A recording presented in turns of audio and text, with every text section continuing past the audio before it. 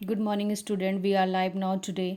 जैसे कि हम संविधान पढ़ रहे थे और संविधान में हमने क्या क्या पढ़ लिया था, प्रस्तावना भी पढ़ ली थी और हमने मौलिक कर्तव्य भी पढ़ लिए थे। लेकिन आज हम क्या पढ़ेंगे? मौलिक अधिकार। तो मौलिक अधिकार पढ़ने से पहले हम उसकी ऐतिहासिक पृष्ठभूमि को समझ लेते हैं कि ऐतिहासिक पृष्ठभूमि में क्या था। तो विश्व में इसकी शुरुआत इंग्लैंड के राजा जॉन के द्वारा की गई, जहां उन्होंने 1215 में अपने नागरिकों को मौलिक अधिकार प्रदान किए। और आधुनिक विश्व में कब बात की? सर्वप्रथम अमेरिका में 1791 में अपने नागरिकों को उन्होंने मौलिक अधिकार दिए।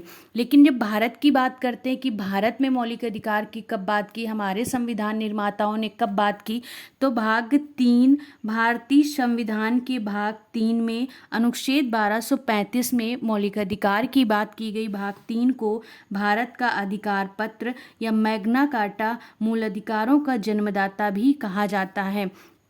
तो आपने ऐतिहासिक पृष्ठभूमि पढ़ ली कि कहाँ से लिए गए, विश्व में किस देश ने सबसे पहले अपनाए थे, किस राजा ने दिए थे। अब हम बात करते हैं स्टेटमेंट किसने दिया था। तो मूल अधिकार हमारी भावना के साथ किया गया, विश्व के साथ एक की गई संधि थी। ये स्टेट हमारे एस राधाकृष्णन जी ने दिया था। और फिर सेकंड स्टेटमेंट, मूल अधिकार व्यक्ति को जैसा अच्छा लगे वह वैसा कर सकता है, क्योंकि इसके लिए हम सुप्रीम कोर्ट जा सकते हैं। ये वाद योग हैं। आपके यदि मौलिक अधिकारों का हनन होता है तो आप सुप्रीम कोर्ट जा सकते हैं। इसलिए नीति निर्देशक तत्व जो है वो वाद योग नहीं है, क्योंकि राज्य उन पर अंकुश लगा सकता है, निर्बंधन लगा सकता है, लेकिन मौलिक अधिकार पर निर्बंधन नहीं लगाया जा सकता है। और इसका अर्थ क्या है कि संविधान में इसे परिभाषित नहीं किया गया। हमने एक बात पढ़ा था, विश्वानंद भारती बनाम केरल राज्य 1973, और इसमें क्या है, गोलकनाथ बनाम यूनियनवाद में सर्वोच्च न्यायालय ने कहा कि वे आधारभूत अधिकार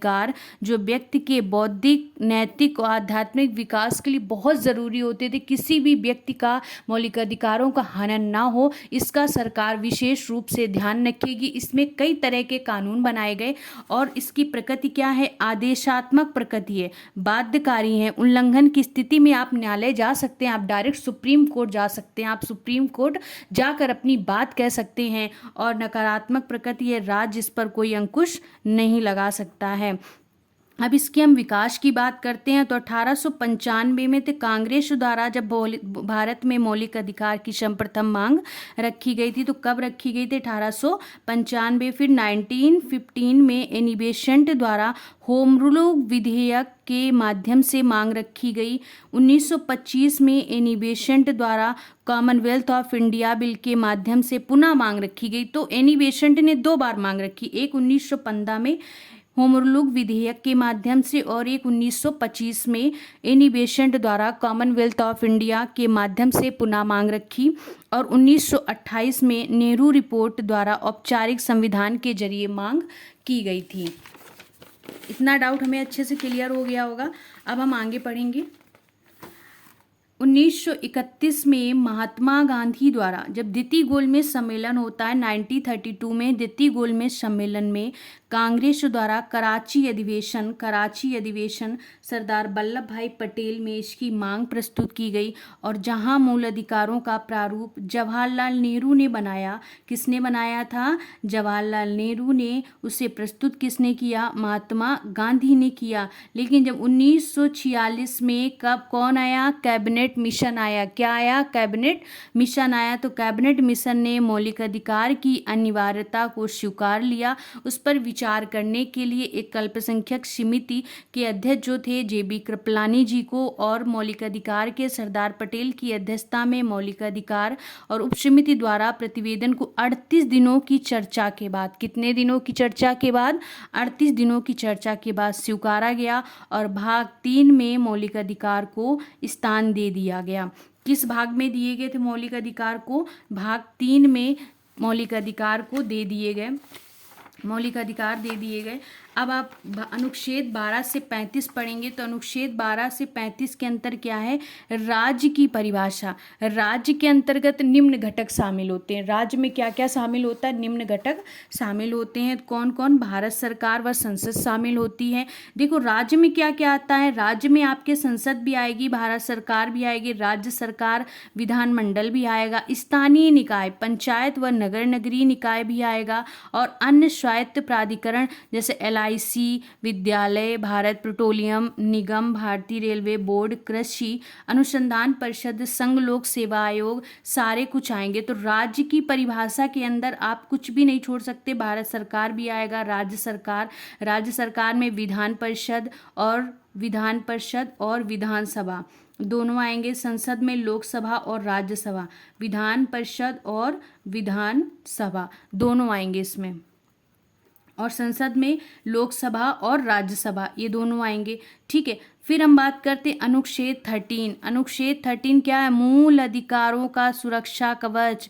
और मूल अधिकारों का सुरक्षा कवच को हम लेकर कहाँ जा सकते हैं? सुप्रीम कोर्ट जा सकते हैं। ऐसे भीकाजी बनाम मध्य प्रदेश वाद में सर्वोच्च न्यायालय ने आच्छादन का सिद्धांत दिया था। क्या दिया था? आच्छादन का सिद्धांत दिया था। तो हमने अनुच्छेद 12 के बारे में पढ़ा। अनुच्छेद 12 क्या कहता है? राज्य की परिभाषा के बारे में बताता है। और राज्य में क्या क्या आता है? भारत सरकार, संसद, राज्य सरकार, विधानमंडल, स्थानीय निकाय और अन्य स्वायत्त प्राधिकरण आते। अनुच्छेद 13 मौलिक अधिकार में असंगत था, मूल अधिकारों का सुरक्षा कवच है। भीकाजी बनाम मध्य प्रदेश वाद में सर्वोच्च न्यायालय ने आच्छादन का सिद्धांत दिया। अब हम आते हैं फंडामेंटल राइट्स क्या हैं? स्वतंत्रताएं, मौलिक अधिकारों का वर्गीकरण। अब हम टॉपिक पढ़ेंगे। तो मूल संविधान में 7 प्रकार के मौलिक अधिकारों का उल्लेख था। कितने प्रकार के? 7 प्रकार के। लेकिन 44वें संविधान संशोधन द्वारा 1978 में अनुच्छेद 19(1) व अनुच्छेद 21 में वर्णित संपत्ति के मौलिक अधिकार को हटा करके अनुच्छेद 300 का के अंतर्गत 44वें संविधान संशोधन 1978 द्वारा जोड़ दिया गया। भाग 12 अनुच्छेद 300 का में शामिल किया गया। इस प्रकार अब कितने मौलिक अधिकार हैं? 6। पहले कितने थे? जब संविधान बना तो 7 मौलिक अधिकार। किसको हटा दिया गया? 19(1)(f) में अनुच्छेद 31 में वर्णित जो संपत्ति का मौलिक अधिकार को हटाकर भाग 12 अनुच्छेद 300 का के में शामिल किया गया। इस प्रकार मौलिक अधिकार कितने हैं? 6।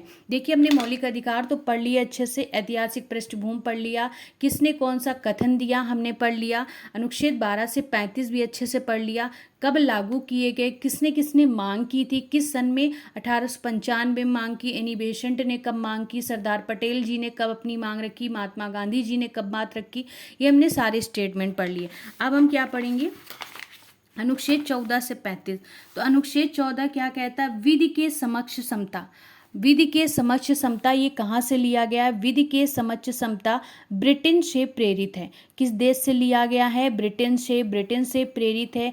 देखिए, विधि के समक्ष समता तो ब्रिटेन से प्रेरित है, लेकिन विधि का समान संरक्षण अमेरिका से प्रेरित है। इसका अर्थ है कि राज्य सभी व्यक्तियों के लिए एक समान कानून बनाएगा, कोई भी प्रकार का भेदभाव का निषेध करता है। यानी राज्य किसी भी तरीके से किसी भी नागरिक के मौलिक अधिकारों का हनन नहीं कर सकता, उन पर एक समान कानून बनाएगा। और इसके बाद आपका वर्ग विभेद का निषेध करता है, यानी किसी भी जाति के साथ अधर्म नहीं होगा, सभी के लिए समान कानून बनेंगे। समता का सिद्धांत अनुच्छेद 14 में दिया गया और इसको नैसर्गिक न्याय का अंग भी माना जाता है।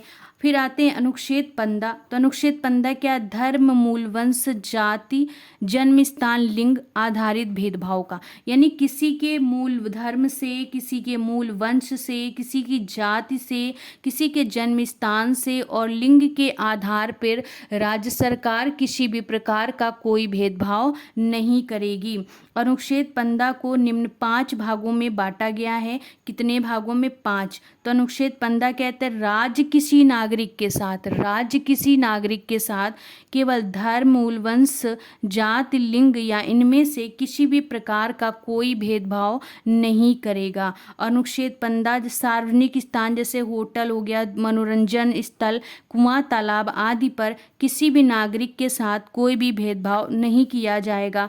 राज्य स्त्रियों और बालकों बालिकाओं के लिए विशेष उपबंध करेगा, क्योंकि हमारे यहाँ स्त्रियों के बारे में कुछ ज़्यादा सोचा जाता है। स्त्रियों के हक के लिए हम अनुच्छेद 15(3) भी लेकर आए और उनकी शारीरिक बनावट उम्र के आधार पर होगा। 15(4) है कि राज्य सामाजिक व शैक्षणिक आधार पर, यानी कि SC/ST के लिए विशेष प्रावधान कर सकता, और ये प्रावधान प्रथम संविधान संशोधन 1951 के द्वारा जोड़ा गया था। अनुच्छेद 15(5) राज्य अल्पसंख्यक शिक्षण संस्थानों को छोड़कर सभी सरकारी व निजी शिक्षण संस्थाओं में सामाजिक शैक्षणिक दर से पिछड़े वर्ग के नागरिकों के आरक्षण की व्यवस्था करेगा, और ये संविधान संशोधन 93 संविधान संशोधन 2005 के द्वारा जोड़ा गया था। अनुच्छेद 15(6) आर्थिक रूप से कमजोर वर्ग EWS, जो अभी अनुच्छेद 130 के तहत जोड़ दिया गया है। ठीक है, तो इतना हमने कंप्लीट कर लिया अच्छे से। अब हम कल नेक्स्ट पढ़ेंगे अनुच्छेद 16 क्या कहता है। अनुच्छेद 16, 17, 18 ये हम कल पढ़ेंगे। ठीक है।